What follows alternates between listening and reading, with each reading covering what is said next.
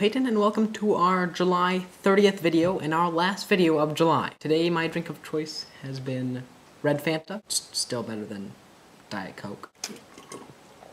Today was a very busy day. I took video of it on a little camcorder, but we came back from our trip in shifts and it somehow got into a different car, and so you might be watching this video with clips from my camcorder and you might just be watching it with my face. If the camcorder gets back before I have to post this video, then you get to watch that, and if it doesn't, then you get to enjoy my face. You're welcome. I started my busyness today with a trip up to Bellingham to move Austin out of his apartment. On the trip I was reminded the prettiness of the place I live. It's really green and you don't see that in other places. I took a trip to New York a little bit ago and there's almost no green. It's all gray and gross, and our air is so fresh and everything's so green and pretty. Even when it's cloudy, it still looks great. When we first got there, we went to the bookstore on campus. I felt like I was looking through a sea of books. It was really cool. And I picked up my own copy of Perks of Being a Wallflower, with the sticker, I might add. Now, one other thing about my Perks of Being a Wallflower copy. Peyton talks about how his copy is really pristine and flat and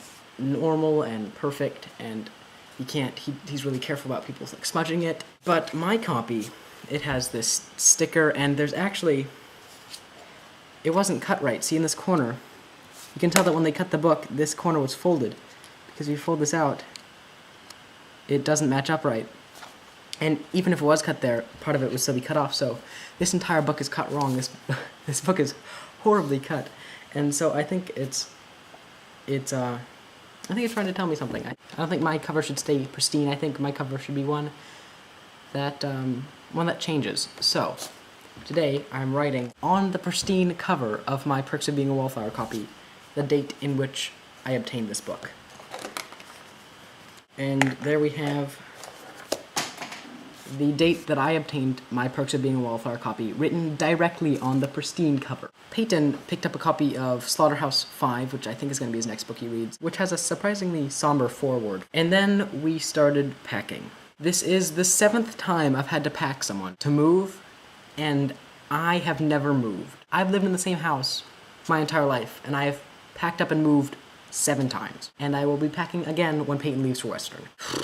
We started the packing with a full house and an empty truck, and we hoped to end with a full truck and an empty house. The packing consists mostly of a 360-degree version of Tetris, dollies falling on me, and moving the TV that the sun revolves around. After we were done packing, we went in shifts, like I said, so I was in a car with Peyton, and on the way home, we listened to Rent and sang with our eyes closed. Right before we got home, we picked up dinner at Jack in the Box, where I had food that was disappointing in presentation, but surprising in its taste.